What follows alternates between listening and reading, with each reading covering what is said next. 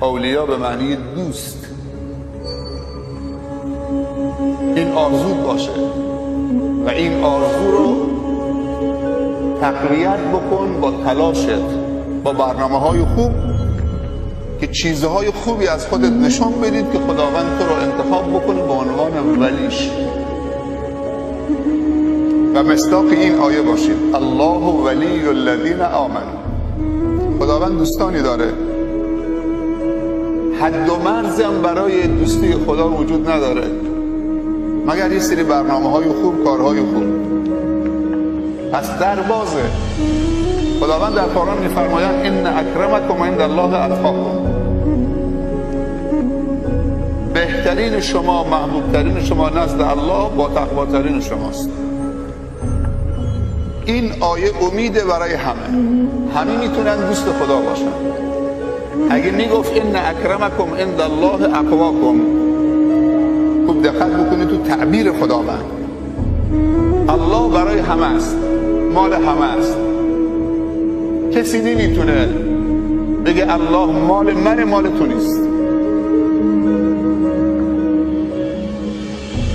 زمانی مال من و تو نیست که من و تو نخواهیم.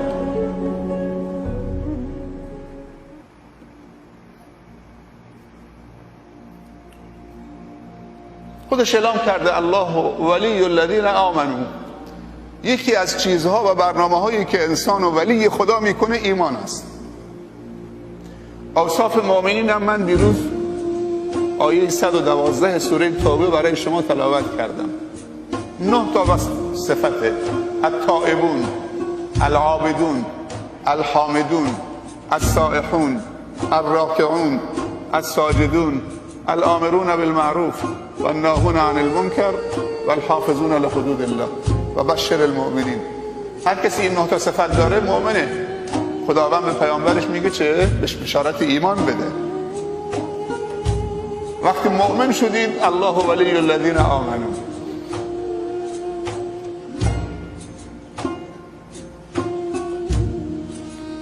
چقدر زیباست که من و تو نائل بشیم، محظوظ بشیم،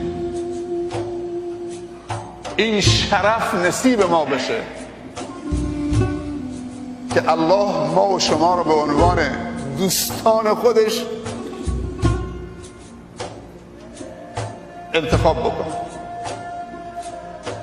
یه حدیثی از ریاض الصالحین برای شما آوردم که اگر بنده کارهایی انجام داد که نظر خدا و محبت خدا برش قرار گرفت، جبرئیل رو میطلبه، اسم میبره، من فلانی پسر فلانی رو دوست دارم، تو هم دوستش بدار. جبرئیل میگه منم دوستش میدارم. بعد به جبرئیل میگه به کل فرشتگان بگو که الله فلان بنده رو دوست داره، شما هم دوستش بدارید. همه فرشتگان میگن سمعا و طاعا، ما فلانی پسر فلانی رو دوست داریم. بعد خداوند مقبولیت رو در زمین بین کل مخلوقاتش برای اون بندی که خدا نظرش برش قرار گرفته و به عنوان دوست خودش انتخاب کرده، مقبولیت در زمین براش می نویسه. خداوند درباره پیامبرش اینطوری فرموده و رفعنا لک ذکرک، ما نام تو رو بلند کردیم. نام پیامبر به چی بلند شده؟ به نیکی و خوبی. وگرنه خود نام قارون و فرعون هم بلنده. همچین نام بلندی میخوای شما؟ خداوند میگه و رفعنا لک ذکرک، نام تو رو به نیکی بلند کردیم. ما اون نام نمیخوایم که مثل فرعون به عنوان یک ظالم و یک مفسد فی الارض نام ما بلند بشه. نام ظالمین هم بلنده، نام مفسدین هم بلنده، نام مجرمین هم بلنده، نام هنرپیشه ها و خواننده های مبتذل هم بلنده. ولی نام اینها مثل نام بلاله، مثل نام ابوبکر و عمر و عثمان و حیدر و سلمان فارسی و خالد و امثالهمه. مثل نام امام بخاری است، امام مسلمه، مثل نام امام ابو حنیفه، امام مالک، امام شافعی، امام احمد.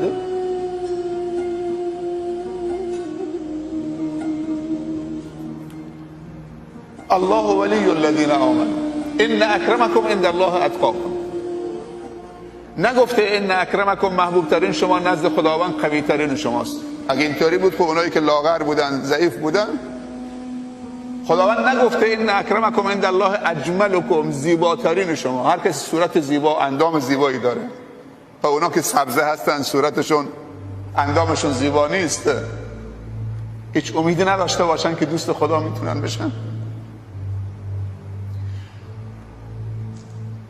اگر میگفت بهترین شما نزد خداوند اغناکم ان اکرمکم عند الله اغناکم، اونهایی که از مال و منال دنیا چیزی نداشتن و دلشون مالامال از ایمانه. تعبیر قرآن چقدر ظریف که در باز کرده برای همه. پس تاجر میتونه اتقاکم باشه، قوی میتونه اتقاکم باشه، غنی میتونه اتقاکم باشه، زیبارو میتونه اتقاکم باشه، فقیر میتونه اتقاکم باشه، سبزه میتونه اتقاکم باشه، سیاه‌پوست میتونه اتقاکم باشه، عجم میتونه اتقاکم باشه، عربم میتونه اتقاکم باشه، حاکم میتونه اتقاکم باشه، محکوم هم میتونه اتقاکم باشه، هم پادشاه هم رعیت همه میتونن اتقاکم باشه.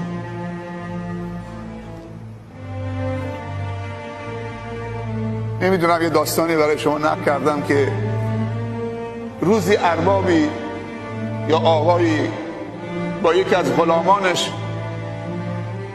از جای رد میشد. غلامش انسان مؤمنی بود، خدا ترسی بود. به مالکش و آقاش گفت که اجازه هست، رسیدم به یک مسجدی، گفت اجازه هست من برم داخل مسجد یک دو رکعت نماز بکنم. گفت برو ولی دیر نکنی، زود بر بگرد. مالکشه، این بردشه.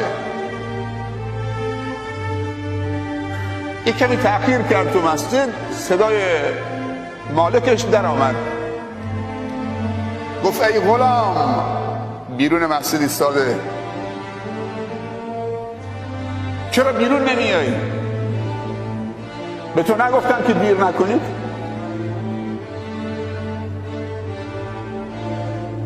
گفت آقا نمیگذارم بیرون بیام.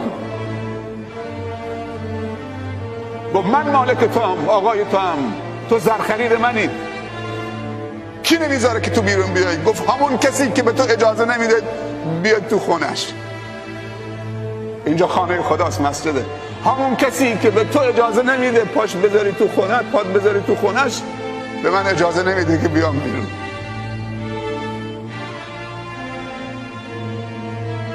این یک واقعیت هست. کاری به این که فلانی میلیاردره یا فلانی حاکمه یا فلانی قمیص یا فلانی زیباست یا فلانی مشهوره یا فلانی فلانه نداره. یه وقتی یه سیاه پوستی میاد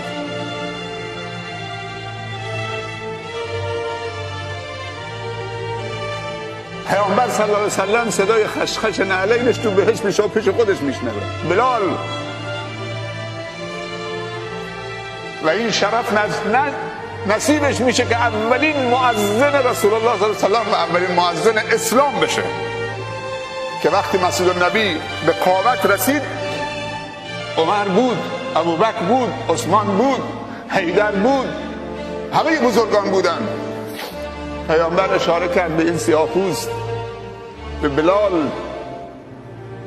که برده بود، غلام بود. ابوبکر رضی الله عنه او رو خرید و آزادش کرد. گفت شما برید اولین اذان رو در اسلام بالا بگید، در اولین مسجد، در دومین مسجد در اسلام مسجد النبی، بعد از مسجد قبا، مسجد پیامبر صلی الله علیه وسلم. بلال گفت من، که متعجب کرد، گفت من یا رسول الله؟ گفت بله خودت. پیامبر صلی الله علیه وسلم 2 مؤذن داشت. پیامبر صلی الله علیه وسلم میفرمایند مؤذنین در دشت محشر در قیامت گردنشون 1 گز بلندتره. اونایی که در دنیا اذان گفتن برای مردم تو مساجد گردنشون 1 گز بلندتره، چون ندای ملکوتی توحید رو بلند میکردن. و عمر رضی الله عنه میفرمایند اگر من مشغول به خلافت و امارت نبودم میرفتم مؤذنی رو انتخاب میکردم. پیامبر 2 تا مؤذن داشت، یکی بلال بود که سیاه بود، برده بود، غلام بود، فقیر بود، و یه مؤذن دیگه هم داشت که نابینا بود، عبدالله ابن مکتوم. کسی که خداوند در رابطه با این نابینا سرزنشش کرد، عبس و تولی ان جاءه الاعمی. دروازه الله ولی الذین آمنوا یخرجهم من الظلمات الی النور الا ان اولیاء الله لا خوف علیهم ولا هم یحزنون. چرا همیشه عادت کردیم از خوبی گذشتگانمون صحبت بکنیم؟ خیلی چیز خوبیه. ابوبکر اینطوری بود، این کار میکرد، عمر این کار میکرد، عثمان این کار میکرد، خدوم بودن، خیر بودن، کارهای بزرگ انجام میدادن، مسئولیت پذیر بودن، دلسوز و مهربان بودن برای انسانها و امت. نوبت خودمون که میرسه در جا میزنیم. این خیلی اخلاق بدیه که ما همیشه اکتفا بکنیم تو زندگیمون به ذکر خوبی های گذشتگانمون که به رحمت خدا رفتن. من و تو چی کاره هستی؟ من آنم که رستم پهلوان بود. رستم پهلوانه، به من چی؟ من چه هنری دارم؟ من بابام فلانی بوده، تو خودت چه کاره هستی؟ بابا شاید یکی از بزرگان منطقه بوده، اگه تو معتاد باشی چه هستی؟ چه سودیه؟ من آنم که رستم پهلوان بود. من آنم رستم پهلوان بود. حکیم عرب میگه لیس الفتا من قال کان ابی ان الفتا من قالها انا ذا. جوانمرد کسی نیست که بگه بابام فلان کاره بود. جوانمرد این که بگه من اینم. تو چی هستی؟ هنر خودت چیه؟ تعریف بابات بکنی. تا کی میخوای تعریف بابات بکنی؟ تا کی میخوای تعریف ابوبکر رو؟ کل دنیا دارن تعریفشون میکنن.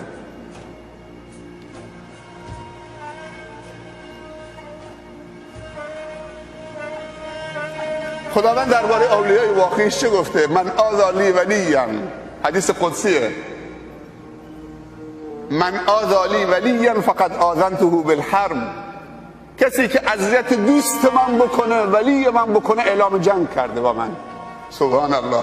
وقتی به این درجه نائل میشید، به درجه ولایت خدا و دوستی خدا نائل میشید، خدا اعلام میکنه هر کسی اذیت و آزاری به دوست من برسانه، نگاه بدی بهش بکنه، اعلام جنگ با من کرده. طرفت اللهه.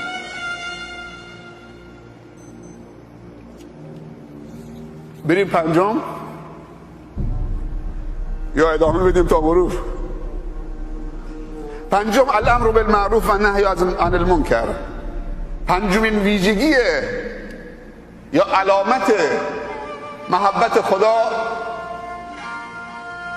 امر بالمعروف و نهی از منکره. امر معروف یعنی چی؟ نهی از منکر یعنی چی؟ یعنی این که من و تو در قبال جامعه و نسل آینده و کسانی که با ما تو یک زمان، تو یک مکان، تو یک جامعه دارن زندگی میکنن احساس مسئولیت بکنیم. این بهش میگن امر معروف و نهی از منکر. خوبی و رشد جامعه برامون مهم باشه و تلاش بکنیم و وقت بذاریم و هزینه بکنیم برای رشد جامعه و بدی جامعه هم برای ما مهم باشه. وقت بذاریم، هزینه بکنیم که بدی رو از جامعه دور بکنیم. حالا میخواید تعریف آدم خوب بشنوید؟ بعضی میخوان تعریف انسان مسلمان خوب. حالا این تعریف نگاه بکن با تعریف خدا نگاه بکن. میگن آدم خوب تو جامعه کسی است که نمازش میکنه، روزش میگیره، تلاوت قرآنش میکنه، ذکرش هم میکنه.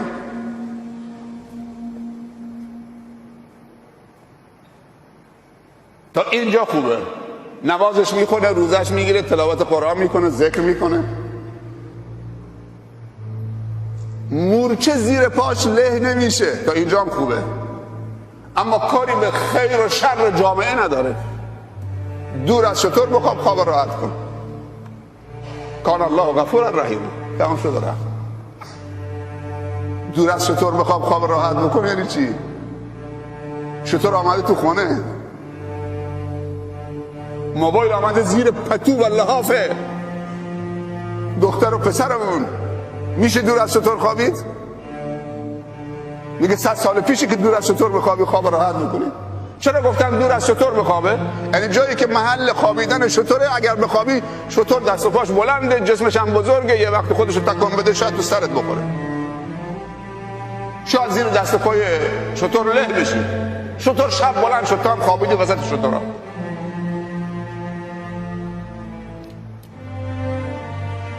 کاری به خیر و شر جامعه نداره، سرش تو لاک خودشه. آدم مظلوم، مؤمن، خجول، شرمون، همیشه داره ورد میکنه، ذکر میکنه. اصلا یه چیز بگم، شاید اولین بار باشه برای شما که بشنوید. علمای بزرگ میگن مسلمان و مؤمنی که هیچ هنری و هیچ کاری برای پیشرفت یک جامعه اسلامی نداره، هیچ مسئولیتی نداره و هیچ همکاری نداره، دیگه دستش از همه جا بنده و کوتاهه، میاد تو مسجد فقط نماز میکنه، یه تسبیح هم دستشه، 1000 تا دوره داره، فقط چه داره؟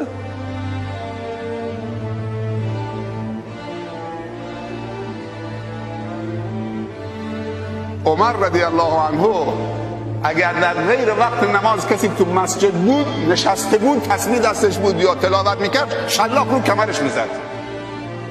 نماز تمام شده، برو کار کن، برو تلاش کن، برو کشاورزی کن، برو دنبال صنعت، برو دنبال تولیدات، برو کارخانه بزن، برو شرکت بزن. در غیر وقت نماز اگر یا حلقه تعلیمی بوده 1 ساعتی، اگر میدید کسی تو مسجد نشسته چه ذکر میکنه یا تلاوت میکنه، شلاق رو کمرش میزن. و جعلنا النهار معاشا. خداوند میگه ما روز را برای معاش و تلاش و امرار معاش و رزق و روزی و توسعه و ترقی قرار دادیم. و جعلنا نومکم سباتا. شب برای راحتی و آرامش. یعنی بعضی افراد میبینید 24 ساعت تو مسجدن، تسبیحاتشون 1000 دونه، که ما داریم ذکر میکنیم، داریم تلاوت میکنیم. تو نه چیز از ذکر فهمیدی نه چیز از تلاوت فهمیدی. یک کارخانه رو تأسیس کردن بزرگترین ذکره که 100 نفر دستشون به کار داد، که دستشون پیش ظالمین دراز نباشه، که فاسدین و مفسدین نتونن اونها با ضعف مالیشون اونها رو چه اسیر خودشون بکنن.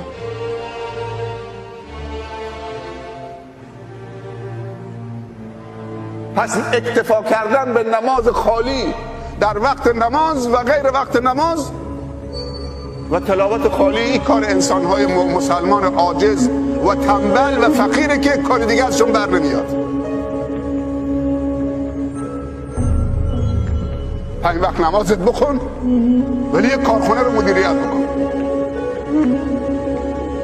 جنوب شرق آسیا 300 میلیون با اخلاق تجار پیله‌ورای مسلمان شدن.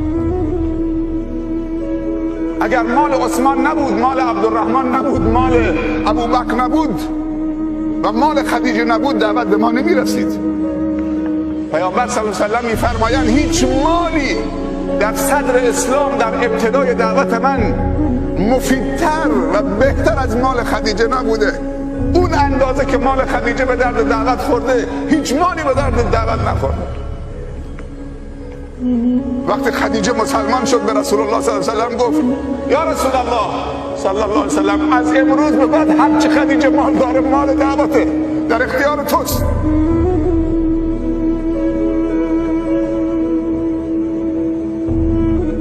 دین رو درست بفهمیم. امر به معروف و نهی از منکر. بله، ما هم کار به خوبی جامعه داریم، خیر جامعه، هم کار به شر جامعه. هر دوتا برای ما مهمه. هرچی خوبی است، معروفه، چیزهای ارزشمنده، هم خودمون انجام بدیم، هم جامعه رو تشویق بکنیم تا آمار خوبی ها و خوبان در جامعه افزایش پیدا بکنه.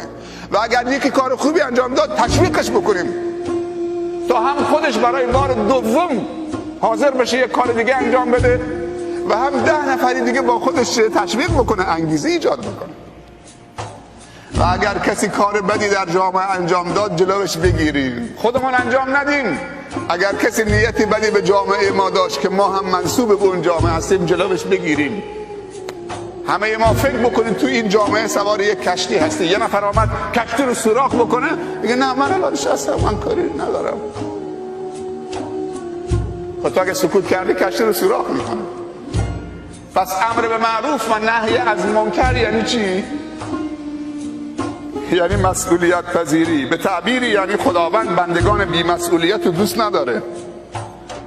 هر کسی حاضر نیست مسئولیتی تو جامعه به عهده بگیره خداوند دوستش نداره.